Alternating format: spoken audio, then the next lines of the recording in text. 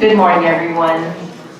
We'd like to begin our BESE board meeting today. Thank you, everyone, for being here. It's wonderful to see all of you. We have a great agenda today with presentations. Roll call, please. Dr. Bofi? Here.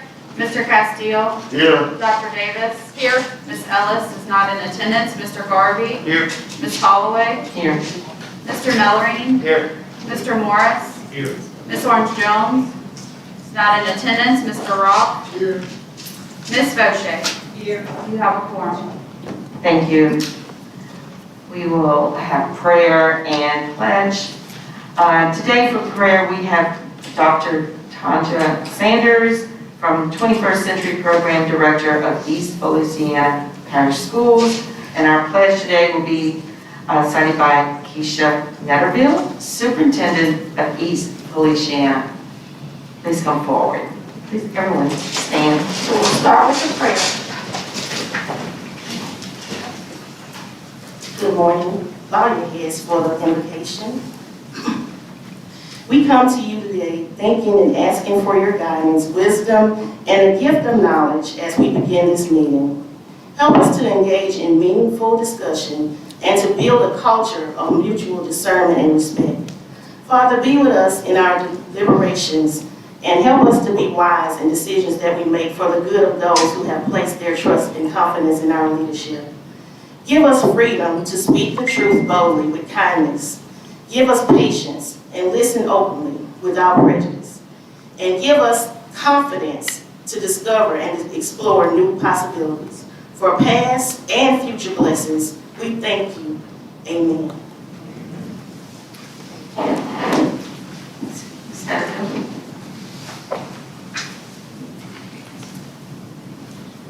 I pledge allegiance to the flag of the United States of America and to the republic for which it stands, one nation, under God, indivisible, with liberty and justice for all.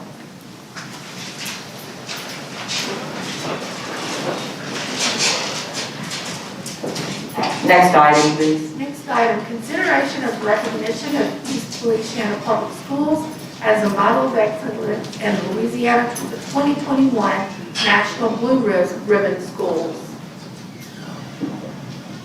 Superintendent Burley, please. Yes, ma'am. President Holloway. We just wanted to take a moment today and recognize some of the outstanding work happening at schools across the state of Louisiana. We've invited school leaders and members of the school community to come in today just to receive that recognition so that we can share our appreciation with them for the great work that we are doing. We're going to recognize a Model of Excellence winner, as well as a number of schools who have earned Blue Ribbon status, National Blue Ribbon status for 2021. Now, I'll go ahead and make a few remarks about these schools prior to going down up front for pictures. But we'll start with East Louisiana Parish School System. We began the Models of Excellence program a few months back to recognize school systems or schools or educators throughout the state that really are showing the rest of the state the best way to do some of the things that we all think are really important. We wanted to ensure that we were honoring those schools, those educators, but also provide an opportunity for other educational leaders and educators and community members to go into those schools and get a first-hand look at the practices that have been successful. And so this last week, we announced one of our Models of Excellence recipients, and that's East Louisiana Parish Schools. And the reason that we recognize them is because we put so much emphasis this last year over rethinking summer programming in our state. We shared some of that information with the board yesterday. Really focused on using the Accelerate tutoring resources that we built here at the department that have been recognized nationally around English and math, but also thinking about ways to pull kids in on enrichment opportunities like art and theater and sports and other opportunities that make kids light up and smile and want to come to a summer program as opposed to some of the previous thoughts around what summer school might have looked like. And so East Louisiana really did a great job of modeling this in their own community, but modeling this for the rest of the state. And they were not alone. There were other communities who also did like work. But we did take the time over the last week to recognize East Louisiana. And so Superintendent Netterville, I know that you have a couple members of your team here. So if you wouldn't mind, just stand up and let us give you a round of applause for your good work.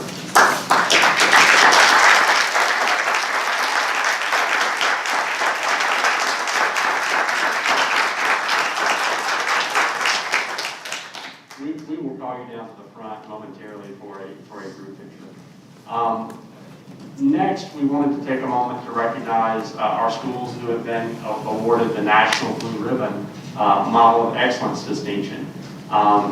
These schools represent some of the best schools across the state for doing things such as closing the achievement gap for kids. And we want to take a moment to recognize this list of schools, which includes traditional public charter, and non-public schools for the outstanding work that they've done. They will actually receive formal recognition by the U.S. Department of Education, but we just felt it important to also take a moment here at our state board, in our own state, to at least call them out, see them, give them a round of applause. And so we'll do likewise. I'll call your school name. If you don't mind, if you're associated with that school, just stand so we can give you a round of applause and appreciation. And then following that, we'll call everyone down individually for the opportunity for a picture, as well as asking any BESE members who'd like to join those pictures to join. So we'll start with Baton Rouge Magnet High School.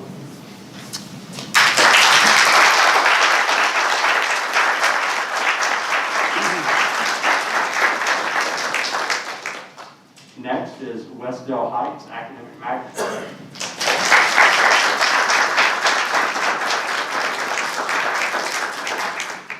Next, St. Paul School. St. Paul.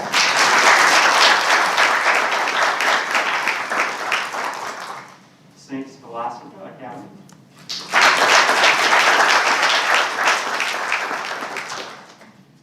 Gretna No. 2 Academy.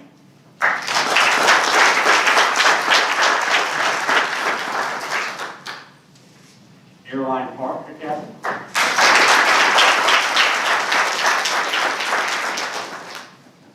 Benjamin Franklin Magnet High.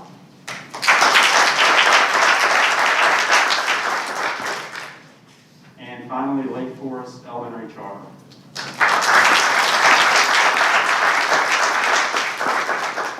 Okay, so what we'll do at this time is just one at a time, we'll take each of the schools, come down to the front.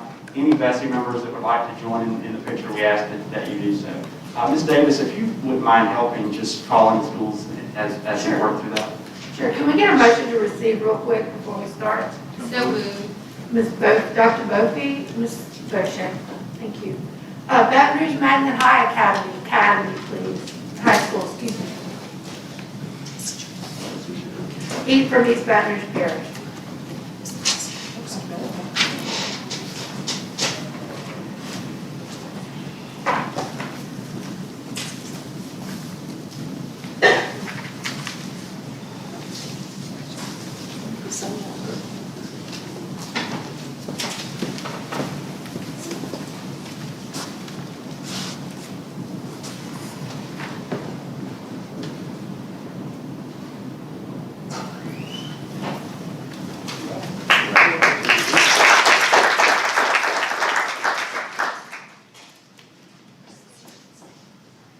Westdale Heights Academic Magnet, East Baton Rouge Parish.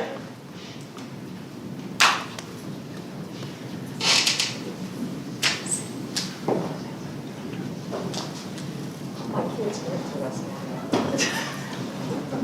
and I have graduated after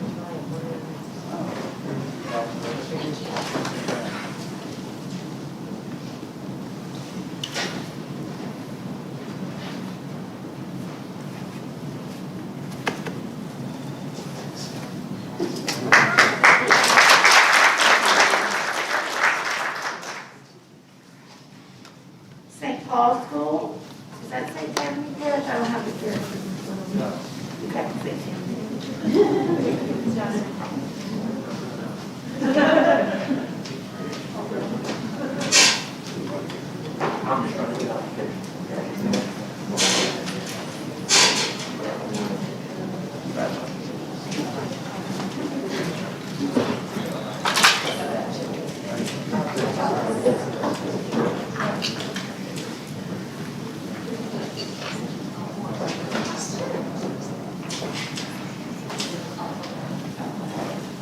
Thank you very much. Saint Scholastica Academy, I believe that's St. Tammany as well. I hate to walk in front of the camera.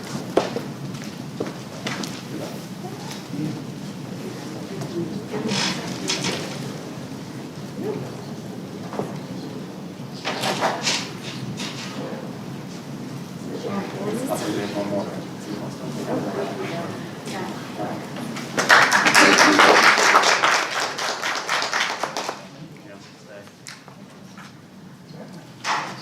Gretna number 2 Academy for Advanced Studies.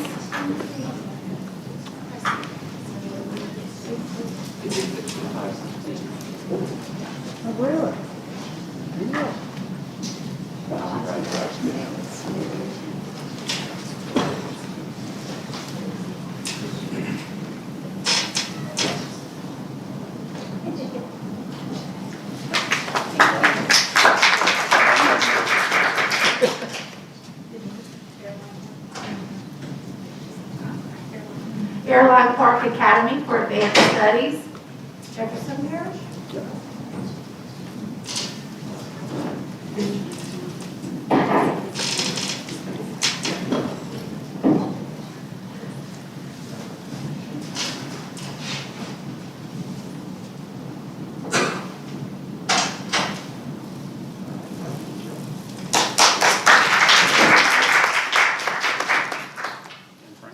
Ben Franklin Magnet High School, Orleans Parish.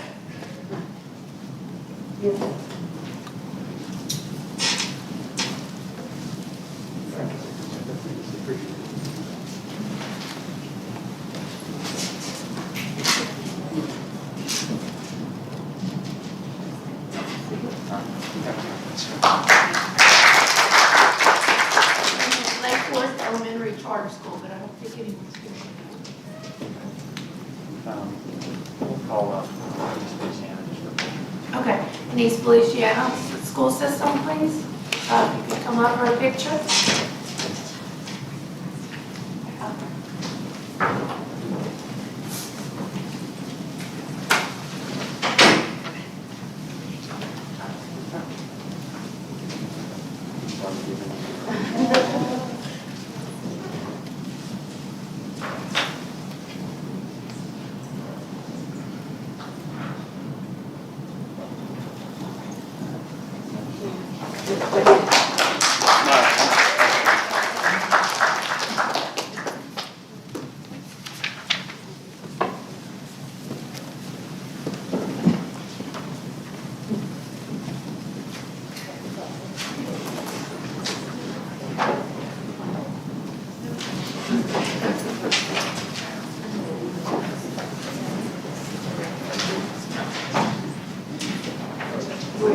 We have a motion to receive. Anyone opposed to the motion? Any board member comment? Motion received, carried. Next item, please. Next item is approval of the agenda. Motion? Dr. Bopey, seconded by Dr. Davis. Any objection? Motion carried. Next item, please. Next item, approval of the minutes from August 18, 2021. Mr. Rock, seconded by Dr. Bopey. Any objection? Motion carried. Next item, please. Next item is a report by the State Superintendent of Education. Dr. Brown. Yeah, thank you, President Holloway. I do have a few comments, but before that, I've invited Mr. Nick Ugar from our broadband office. As you know, we are the primary funding source at this point for the state broadband office, and we've been working with this office to try and expand broadband throughout the state. We know that this is an area of interest for the board and the state as a whole. So just wanted to give him an opportunity to provide a brief update of where we are. at this present time. So,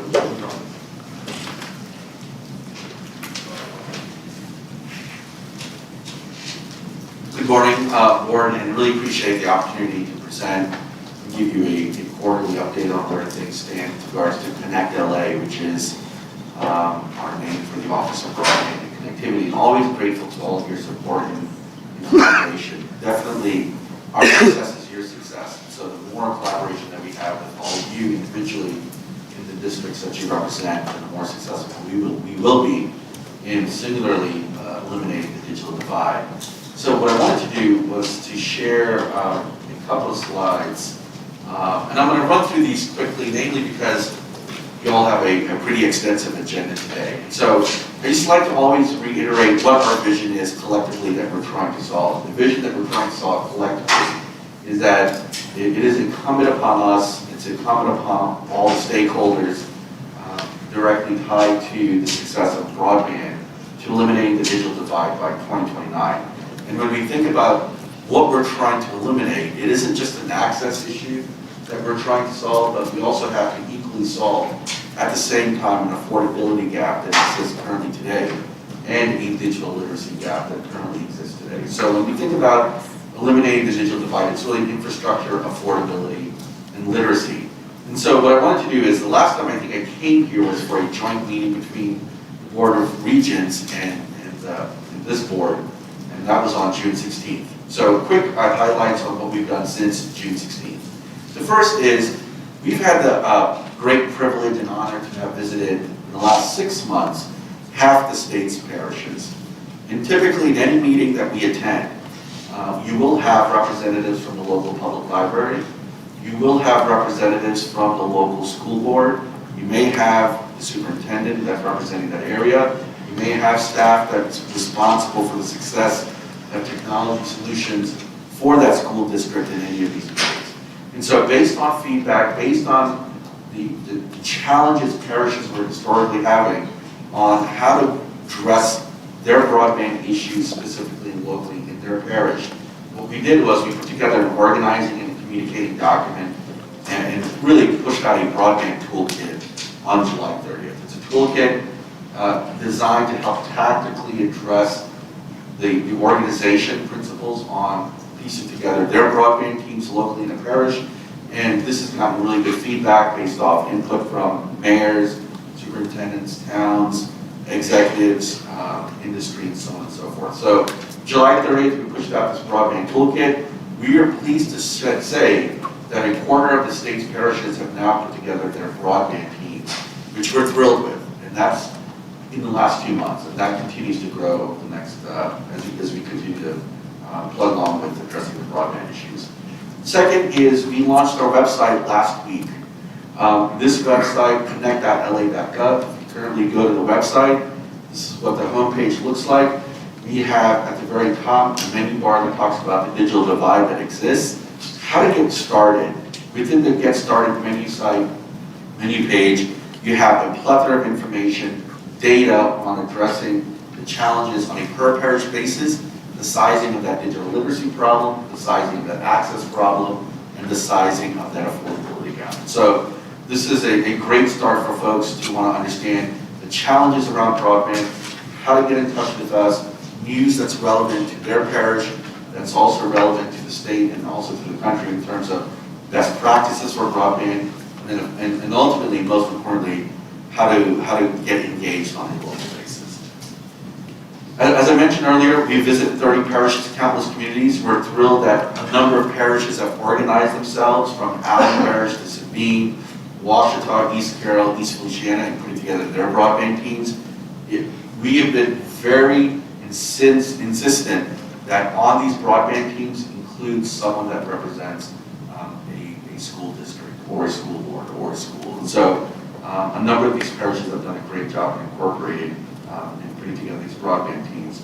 We're also thrilled that towns and villages as small as Goldana, right, to Slidell, to Monroe, Ville Platte, Stonewall, West Monroe, and a number of other cities have also equally put together their own broadband teams to addressing issues around access, affordability, literacy, and we are going on Friday to St. Helena to talk to their community stakeholders to addressing some of the issues around broadband.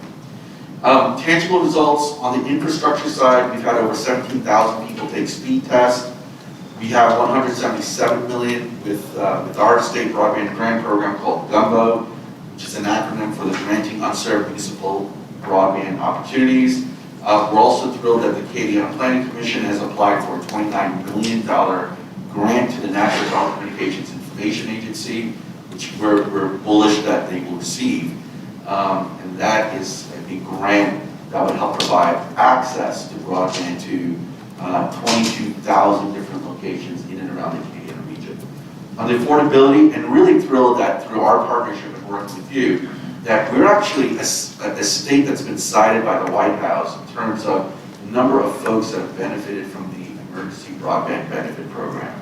So we've had over 158,000 residents benefit from that, and that's a $50 a month off their broadband bills, $75 a month if you live in tribal areas. So what we want is the communities to continue to push that program since there's funding available. And of course, on the digital literacy side, really, it's really infrastructure, but schools and libraries have already received, I'm sure you guys are fully aware, through the Emergency Connectivity Fund, over $43 million in these last two rounds. So we're making tangible results in addressing the issues around the digital divide. I'm going to just gloss through this, but I just think that our ability to be successful, at least in the last 6 months, has to do with intense engagement and aggressive hiring. I'm pleased to have our team, Glenn, Thomas, and Sydney as part of the broadband team, so we are an army of 4, but our success in our ability thus far has a lot to do with the cooperation and alignment that we have with all of you, but also with folks that we have on the ground. So, quick update on GUMBO. GUMBO is designed to address the infrastructure access issue. It's $177 million. It's a federal appropriation that we're getting that's part of the America Rescue Plan. The legislature this past regular session has authorized $90 million in the first round. The application period for GUMBO actually opens up in the next 2.5, 3 weeks in November 1st. The deadline December 31st. So we're moving, with the same level of urgency that all of you have, that all of you often hear about from your constituents on the need for more broadband in a very cost-efficient, scalable manner. The applicant is going to be the private sector company. It's going to be the internet service provider. We will, though, award more points for that application if they get letters of support from a parish, municipality, or school board. And so what we want to do is, historically, there's been, I think, challenges from a communications perspective between the telecom providers and the parishes, school boards, et cetera. What we want to do is bridge that gap pretty rapidly. And what we're encouraging the applicants to do for our money is to work very closely with the parishes, school boards, and municipalities. Next slide. Number of applications November 1st, December 31st. We're going to do the evaluation for all of these for the first $90 million in January, February next year. And our goal is to make the potential awards sometime around March 12th, around the 10th to 12th period. And construction begins April 2022. This money, the $177 million, we have till December 26th to not only commit and spend that money. We're not waiting till December 26th to commit and spend that money. Our goal with GUMBO, and we've been very clear and very explicit to all those who have applied and will apply, is that we have a very shortened time period to not only commit and spend, but they have to commit, we have to commit and spend that money by this time in 24. And so that's what we're working with, rather than the 5-year period that we have from U.S. Treasury. So that's the timeline that we're working under with regards to GUMBO. Last week, this past Monday, we rescinded the original emergency rules that applied to GUMBO that we had published initially on August 12th. We rescinded these rules to make some slight modifications that we think are going to strengthen the program and are additive to reflect the rules that are governing this money. And those rules are set by U.S. Treasury. Some of the quick guidance that we've gotten from Treasury is, number one, the material changes, is the speeds at which we are going to now incentivize projects. Those projects have to require a minimum broadband speed in the areas that are unserved. They have to focus on a 100 by 20 minimum speed, and if not 100 by 100, which is really fiber optic speed. The second and the third and fourth bullet point is we want to absolutely focus on prioritizing hiring local workers. And so what we're strongly encouraging the applicants is to partner up with the local community colleges that are in and around that area to come up with workforce development plans that they have to then submit as part of the application process and for demo. And then also equally important is each of the applicants, who are again the providers, have to participate in a federal subsidy program. In this case, the Emergency Broadband Benefit Program, or a similar program like the EBB. With that, connect.la.gov is our new website, connect.la. You all have my email address and my cell phone, but I'm always happy to answer any questions at this point if we're allowed, and if not, later. Thank you. Yes, sir. I mean, if any of the board members have questions, certainly now is the time to ask. Mr. Castillo? Mine is just a quick one. First, thank you for all the work that you're doing. Just fantastic job. Great to see all the local communities get engaged. Can we get a copy of your PowerPoint? Do we have it in our packet? We've requested it, and we'll send it to you all and put it on board docs after we get it. Great, thank you. Thank you, Dr. Davis. I'm just curious about whether or not Hurricane Ida has changed any of your plans, and if so, how? So that's a great question. We are now actively thinking about what resiliency means when it comes to broadband infrastructure and as it relates to how we need to really reflect on tactical plans that the telecom providers have to address when it comes to infrastructure resiliency in anchor institutions. And anchor institutions we define as hospitals, schools, town halls, law enforcement offices, and sort of anything that's mission critical that's going to drive the success of those programs, of those offices. We've been invited, our office has been invited by the National Academy of Science to participate actually on a workshop focused on Gulf Coast resiliency, November 15th to 17th in Washington, D.C. We're the only office in the Gulf South to be invited to talk about how we're looking at addressing broadband resiliency. So I've convened a meeting with some of the telecom providers. We've had conversations with the BESE to talk about how we can coordinate line. And I think it's going to be an interesting time, should the infrastructure bill pass, to potentially incorporate aspects of resiliency as it relates to planning, but also potentially funding. Mr. Garvey? Yes, that help me put some of this in perspective. You said that you're shooting for download speeds of 100 millibits per second and upload speeds of 20 millibits per second. The phone that I have with Verizon has LTE capability. Do you know what its speeds are? I don't know what those speeds are, because it largely depends on location, right, in a community, but also depends on how the area that has really good coverage. So I'm going to give you an example. So let me take a step back. Gumbo is focused on really wireline, so it's really fiber or fixed wireless. So our focus is really not cellular coverage.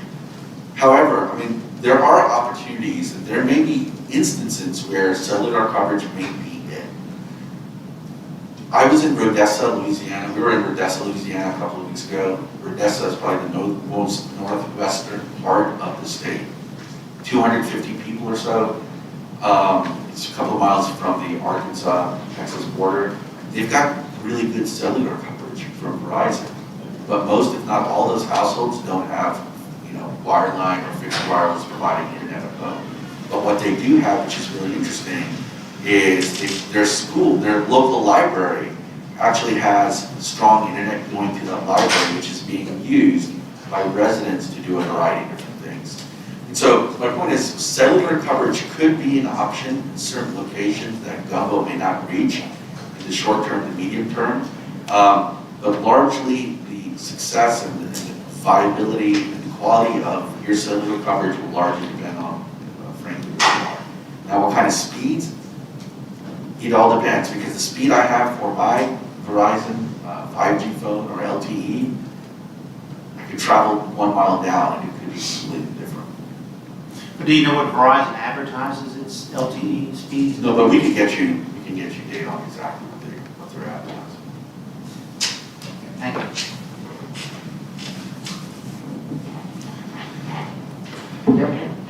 Okay, Mr. Castillo. So, thank you again.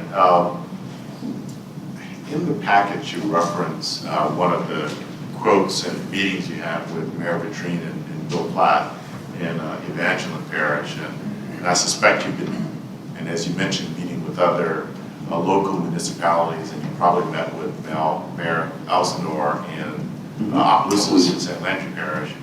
And would you elaborate a little bit more on what's being done with the local school boards? So such that what's being rolled out, there truly is alignment with what the needs are for those local communities, particularly those that you've identified, those in the rural communities, those students who really were challenged throughout the pandemic not having access. Would you just comment a little further? Yeah, so board member, the focus of gumbo is to focus on those areas that are unserved.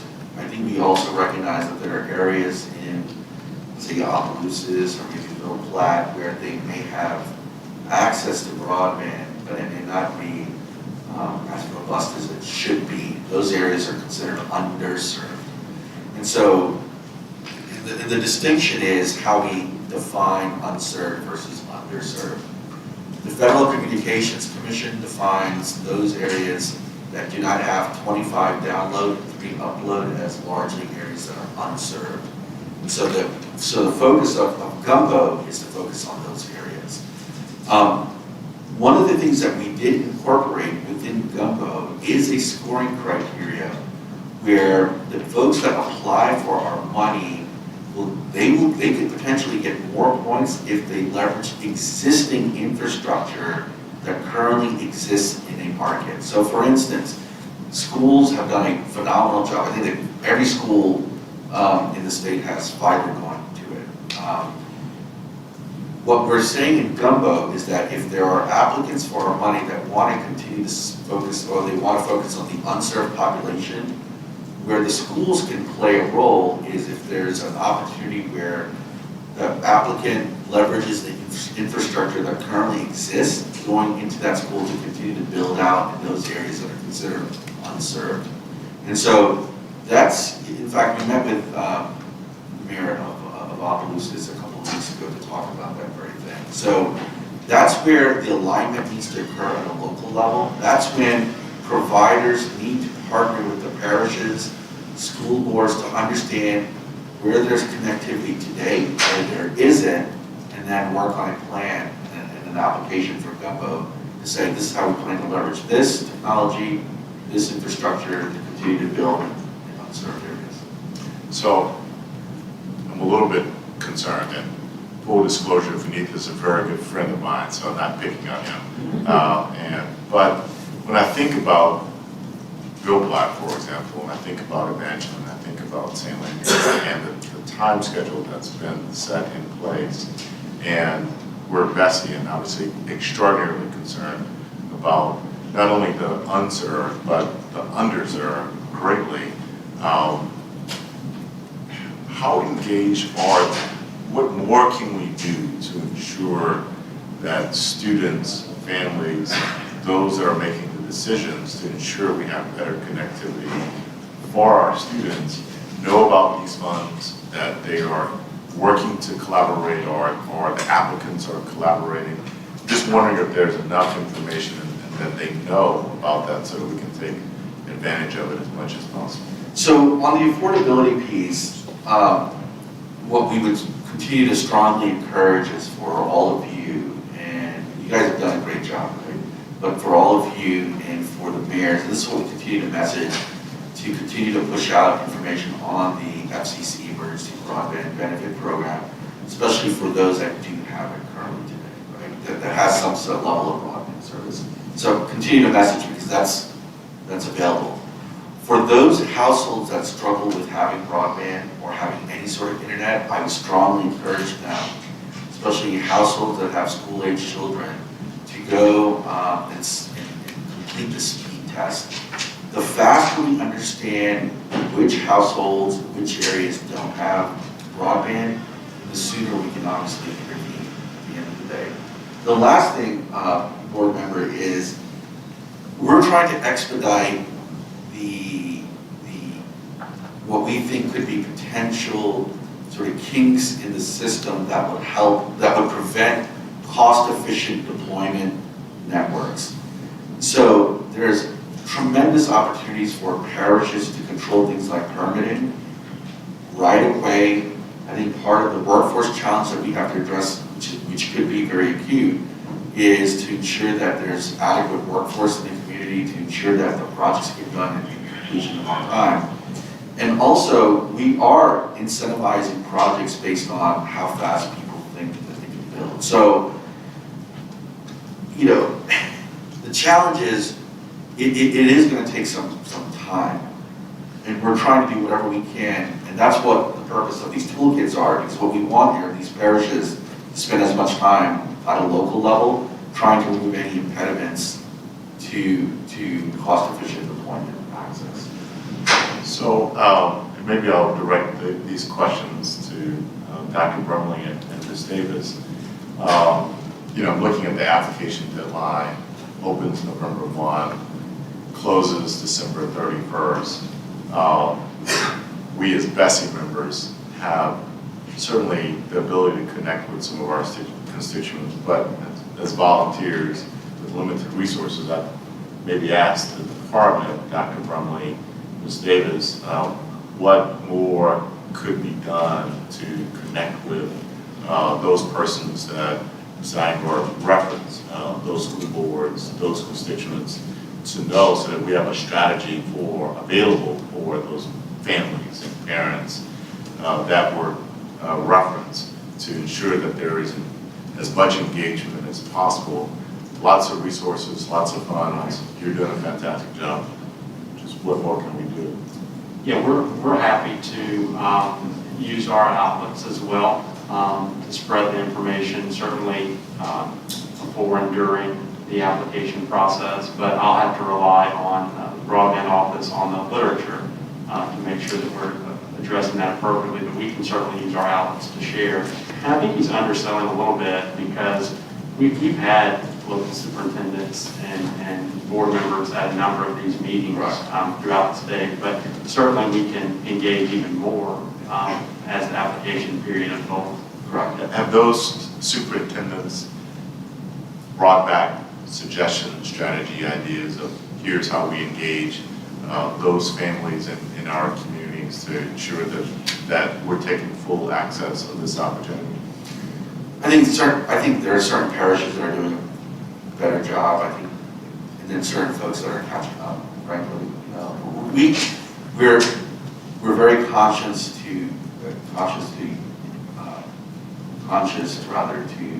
ensure, as the superintendent said, that we include someone from that school district or the superintendent. In fact, when we were in Minden a couple of weeks ago in Louisiana, we incorporated a number of the folks from those meetings. Now, could we do substantially more? Sure. And we'll work with all of you to come up with a tactical plan. In fact, we talked about this, which is effectively putting together a checklist, which we're actually drafting for superintendents to effectively say this is what they need to do to get engaged on all these projects.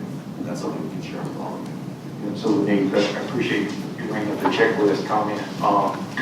We had discussed developing a checklist that would be dedicated for school district response. So if that checklist is circulated through every school district in the state, and you've got an item-by-item list for the process that we need to do to make sure we're engaged with specific milestones identified, and then once that checklist is distributed throughout the state, and each district can report back to LDOE with their status. And that way you can ensure that you've got every school district engaged, they're aware of the opportunity, and you understand what their progress is with regard to the timeline.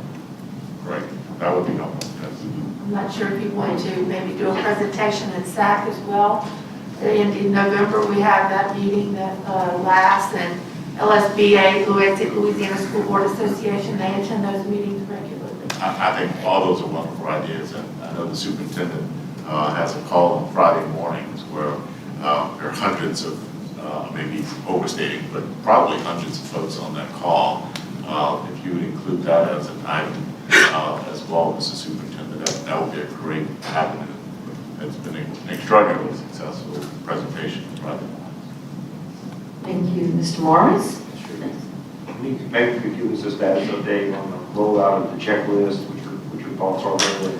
So we're probably, to present that to the district. so we're in the 7th inning of developing that checklist. We're going to work with the state Superintendent Brumley to do some edits and sort of fine tuning, but our goal is to get that done next week. Next week, okay, super. A couple other thoughts. If you could, maybe help the board to better appreciate the difference between the RDOF program and the GUMBO program with regard to the timeline for implementation. Right. So there's a lot of money focused on broadband from a variety of different sources. Last fall, so about 1 year ago, November 2020, the Federal Communications Commission stood up a program called the Rural Digital Opportunities Fund, RDOF for short. It's a $20 billion program where through a reverse auction, they would provide financial resources to private sector companies to build out high-speed broadband in a number of locations throughout the country. And so Louisiana, through this reverse auction mechanism, is set to receive, it's not really Louisiana, but it's 13 companies in Louisiana will receive $342 million,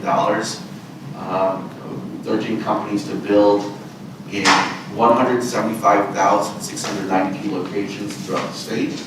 Now, the goal and outcome is they're going to provide high-speed internet. So similar numbers, 120, 100 speeds that Gumbo has.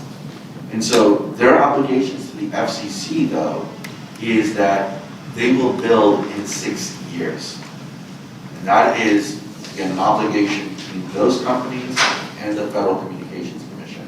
That's not money coming to the state, that's not money coming to our office, that's money from the FCC to these 13 companies. Now, so that's one quiver of the arrow to addressing the access issue. What Gumbo is designed to do is to focus on those areas and those locations in the state to help fund the private sector to build high-speed internet in areas that are not receiving federal funds. In this case, not receiving RDOF money. And so if you start to look at layering the locations that are receiving RDOF on top of the locations that are eligible for Gumbo, then between RDOF and Gumbo, you could it's probably safe to say that we can solve in the next 6 years, between both of us, 70–75% of the access problem potentially. Now, RDOF is a 6-year build. We've got a substantially shorter build for 2 years. 2 years. So if you're a successful applicant to the Gumbo program, then you could have internet in your space in 2 years. That's what I understand. Correct. Thank you. Ms. Chang? Yeah, help me to better understand the role that the maybe majority of our school districts play in this. Many of us, or most of us throughout the state, have invested millions of dollars in primarily through the E-rate program that I'm sure you're much more familiar with, where we have the capability, if we live in those areas of the state, that we have constructed our networks, we have the high-speed broadband access. So in those communities where that infrastructure exists, most of our problems are accessibility of families to that internet, especially those of us who live in communities with high percentages of low socioeconomic families. So this particular program that you're spearheading and talking about, how does that fit in with school systems who maybe have that access already from the infrastructure standpoint of participating in any of this? Is it just going to be, which is major, the building of the infrastructure that allows that high-speed accessibility to communities as a whole? Or will it be more than that for those communities that have that already? So it's a tangential question to the question that board member asked. The way it works, for at least for Gumbo, is that I mentioned this in the very bottom bullet, but parishes, municipalities, and school boards are encouraged to partner with an applicant, which is the private sector company, to apply for funds, right? So that's one thing. So that's one very tactical role that school boards would play, to say, yes, I'm going to provide a lot of support for this applicant to provide high-speed broadband to the greater community. The second tactical role is, obviously there's infrastructure that's already feeding into the school system. In the scoring criteria for Gumbo, companies can get points if they take a look at that infrastructure that's already going to the school and continue to build the off-ramps from that infrastructure to continue to go to the community. And part of the reason why we're emphasizing leveraging existing infrastructure is to get to that 2-year time window that we want to build, right? And so the faster that existing infrastructure that the school board, that all the schools have when it comes to fiber can be leveraged to continue to build out in rural communities and the greater community, then the faster that we can build all throughout the state. And so these companies, these private sector companies, are fully aware of what infrastructure is going into the schools, and they are actively working with imagine school boards. They're actively working with the parishes, the towns, the villages to come up with a game plan and come up with an application.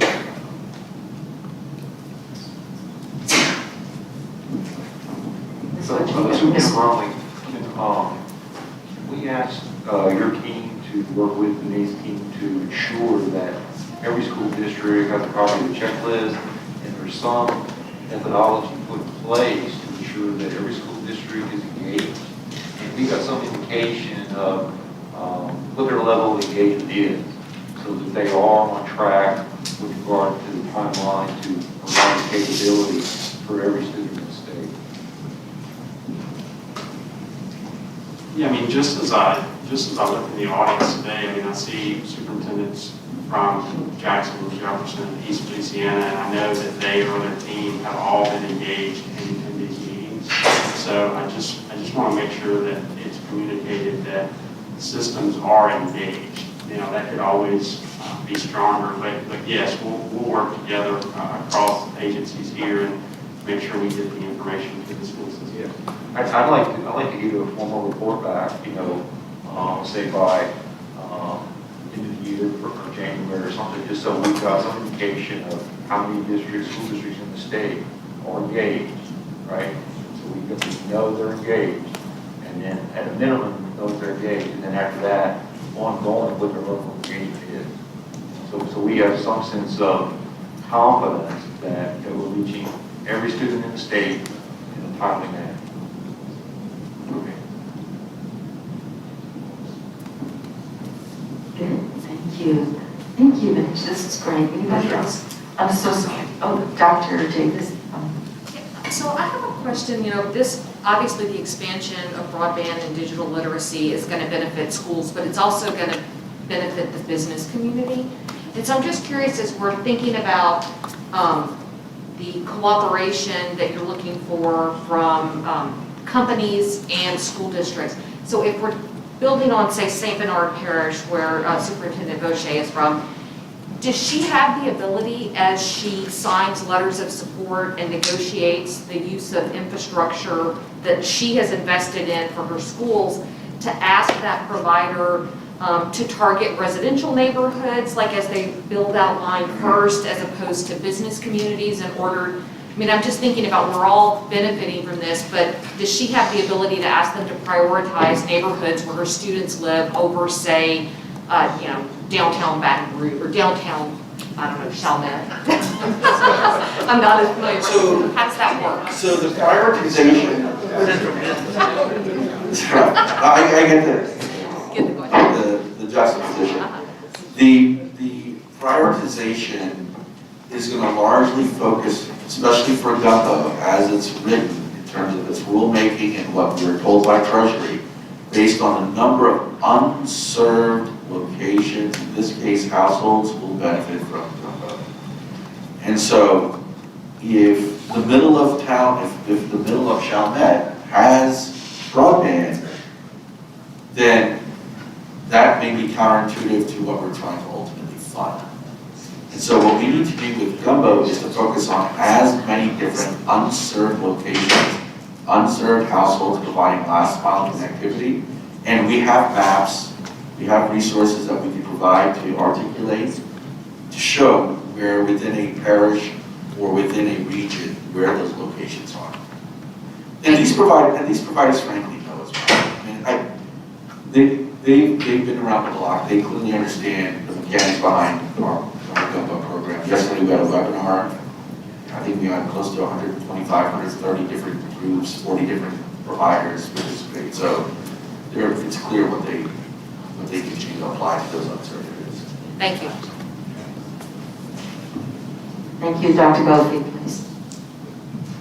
So as my fellow board members, I think have made clear, is that we can certainly help on the school system side, but I think it's also helpful for you to just think about the fact that 8 of us are elected and represent very large regions. And so as you are finding areas that maybe your calls aren't getting returned, or you don't know the right person in the community to connect with, that we may not be able to help 100% of the time, but given the fact that we are elected officials representing that area, we have a lot of relationships that we can build on to help support you in the work. So I would just say, if you're not getting a phone call back, or you have an area that if we could just get a group of people in this place, and we'll be able to serve a whole lot of people, get in touch with us, and we can certainly help make those connections to make sure the right people are aware and are involved. Also connected to that, I heard you say there's the piece about the home test, people doing the test. I looked on your website, it wasn't super easy for me to find, and so if you could have our staff send that to us, I mean, that's something we can put on our social media pages and those kinds of things. And I would put just, the goal is, real short and simple. I mean, it's something we could all do from home, but it's something we could also encourage our constituents to do to help. So just think about us as ways to support you in this process. Okay, thank you, appreciate it. And thank you for the work that you're doing on this. Anyone else? Board members? Thank you. Thank you, Great appreciate it. presentation. Next item, please. I need to. Sorry. Yeah, no problem. Good job. Thank you. We'll connect on those items that we need to moving forward. Thank you, Dean. Wanted to just recognize the work that's been taking place in southeast Louisiana and south central Louisiana around Hurricane Ida, and the efforts that the educators and community members there have undertaken to get our kids back in school. If you recall, we were over 300,000 students out of school initially after the storm, and over time we moved back most of those students. And our best estimate as of today is we have about 17,000 students that are still out of school from a couple of school systems, and expect that all of those will have returned by the end of this month. So it's been quite an effort, but and everyone wants it to happen faster, but those leaders and educators really have worked with urgency to get their kids back in school, so I appreciate them. Wanted to let the board know, appreciate all the conversation and feedback yesterday around a number of items. It was a heavy day and certainly a long day, but it was a really positive, collaborative day where we moved a lot of important work for kids and for the state. So I just appreciate all the feedback that we received yesterday during the process. We're taking on a number of issues and have taken on a number of issues that are just challenging. They're emotional and they're sensitive, and we're certainly in a time that we've never experienced before with all the different challenges, and I just appreciate everyone working together through all of that and the work that we were all able to move together yesterday. One note here that's not positive, but it's not unexpected, is that ACT scores will come out again either today or tomorrow. And it looks like we're going to see a slight drop in Louisiana again, which, there's a slight drop across the whole country just because of the impacts of the pandemic. But I think that our decline will be in line, if not a little better than the rest of the country. So that will be coming out over the next couple of days. Wanted to let everyone know that the social studies work is progressing. The public portal is open. I want to just take this as an additional opportunity to remind the public that the public portal is open to weigh in on the social studies standards. And we have moved a link to the homepage of our website. At the bottom, it says standards review, and the public can go in right there and make their commentary on all of the standards. And would remind the board that this is really our weakest area in terms of proficiency of content, and that's social studies. And we can't enter the work believing that the standards we have now are that strong. Like, there's opportunity to make improvement for our kids, and so we have to take this very seriously. I want to acknowledge the board for helping to thread a needle on accountability for 2020, 2021.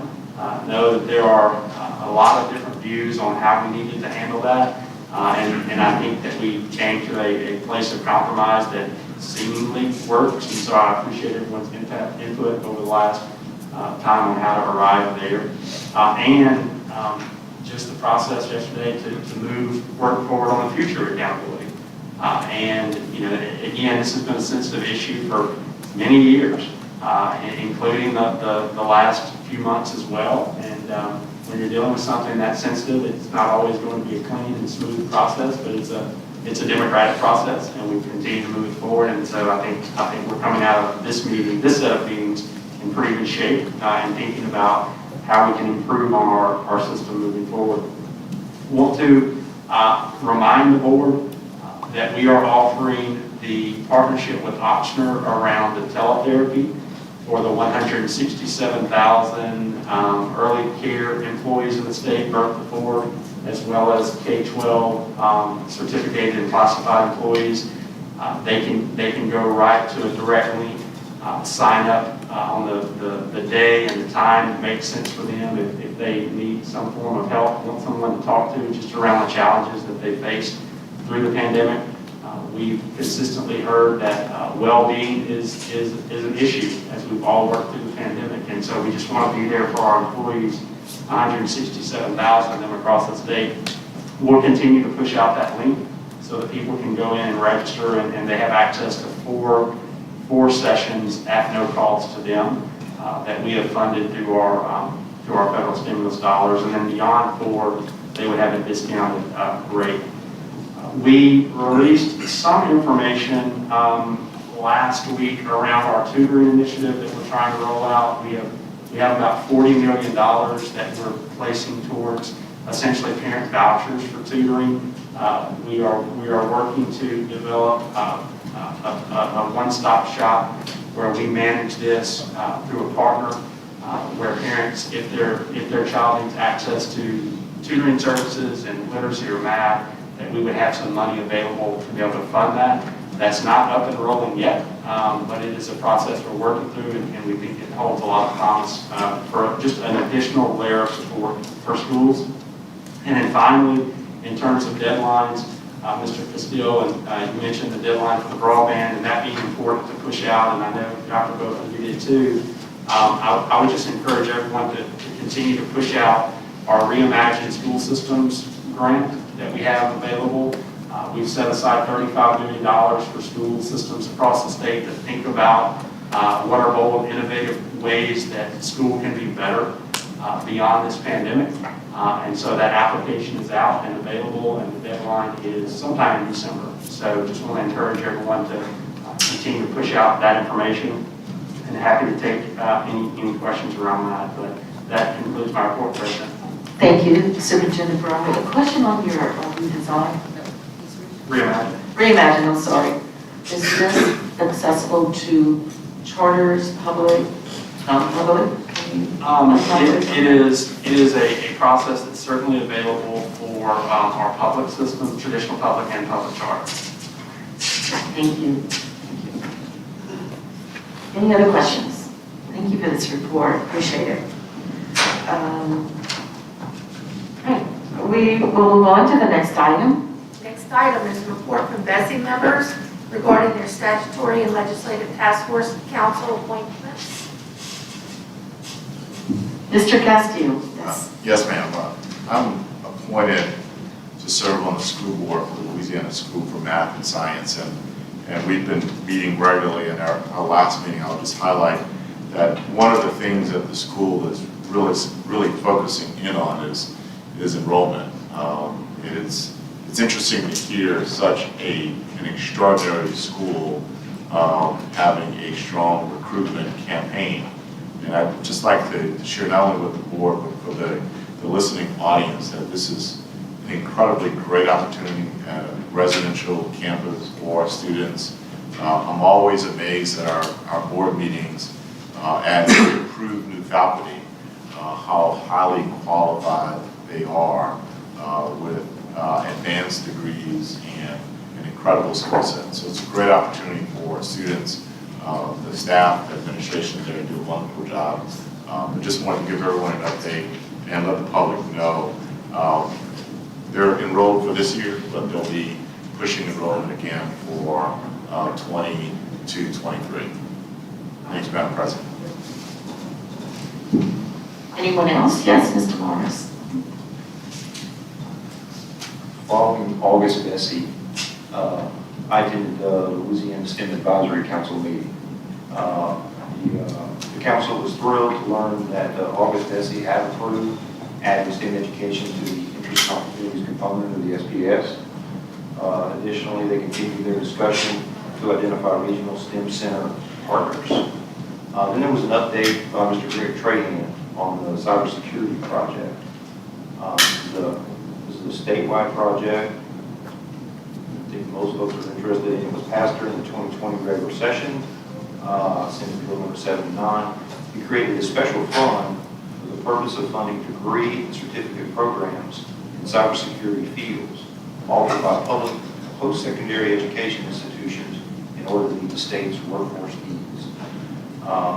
Additionally, the policy advisor for the Governor's Office of Coastal Activities provided info on the environmental literacy plan, including an overview of the Louisiana Environmental Education Committee and the work that committee is doing on developing an environmental literacy plan.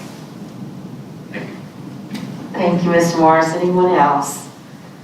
Thank you, board members, for your engagement on these committees. As we move forward, next item. Next item, 6.1, Academic Goals and Instructional Improvement Committee Report. Mr. Castillo. Yes, ma'am. No, sorry.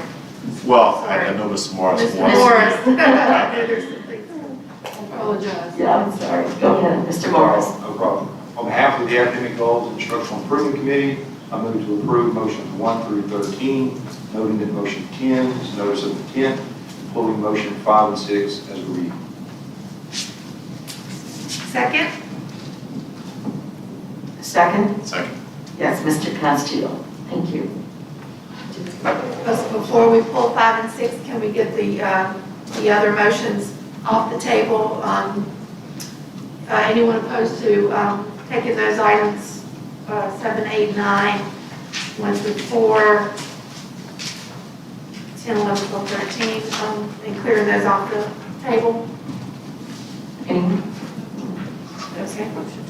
All right, we're good We're on good. that. So we'll Good, pull thank you. motion 5 now, which is on page 3, behind 6.1 tab. And you can see motion 5. Did we need a discussion on that item? Yes. Can you- Yes, Mr. Castillo, please. Madam President, I'd like to offer some clarifying language to motion 5 as it's written in our packet in the minutes, and make one addition to it. And I'll read it for the benefit of both the state and Yes, thank Senate staff. It should now read on motion of Mr. Castillo, second by Ms. Holloway. The Academic Goals and Instructional Improvement Committee recommended that the board receive the report and originally directed the LDE to expand the BESE Accountability Work Group, originally charged to review the K-2 Accountability System Growth Index, to also address local and state accountability framework, to be reported to the board no later than the August 2022 Academic Goals and Instructional Improvement Committee meeting. The addition, President Holloway, is in addition, we moved that the work group be expanded from 3 BESE members to 5 BESE members. And Ms. Davis, I'll provide this to you. Second? A second. Ms. Dr. Davis? Okay. And discussion? Anybody? So just to clarify, we're adding K-2, the wording is a little off. We're adding the K-2 accountability system to the growth index portion of work that was being done by the BESE work group. And then we're also expanding the work group membership from 3 BESE members to 5 to be named by Ms. Holloway. And it's also high school. It's a comprehensive look, right? That's Mr. right. Preston? And you're changing no later than, right? That's correct. No later than Because it can't come before that. That's correct. August 22. That's right. Yes, very good. Thank you. Any objection? Can we move forward? Very good. Thank you, Mr. Castillo. You're welcome. Okay, and then the next item that's being pulled is motion 6. Ms. Holloway, I believe you had some comments. This was where we, whereby we got a report on the summer learning program, which included a discussion of the learning pods. Yes. Okay, based on the discussion in committee yesterday and after reviewing Act 400 on learning pods, I moved to direct the LDE to draft policy regarding Act 400 and bring it to the board for consideration in December 2021. Mr. Millerin, seconded. Any objection? Okay. Motion carried. So, yeah, thank you. Next item is 6.2, Administration and Finance Committee. Ms. O'Shea. On behalf of the Administration and Finance Committee, I move to approve motion 1335. Second? Mr. Rock? We have some recusals. Yes, recusals. I recuse with respect to motion 5. Dr. Davis? I recuse with motions 26 and 29. Dr. Bovee? Motion 1, 7, 9, and 20. 1, 7, 9, and 20. And Ms. Bochet? Motion 7. Anyone else? Anyone opposed to the motion? Any opposed? No opposition, motion carried. Next item, please. Next item, 6.3, Educator Effectiveness Committee. Mr. Rock. Mr. Rock? Yeah, thank you. I'm sorry, I have to turn it on now.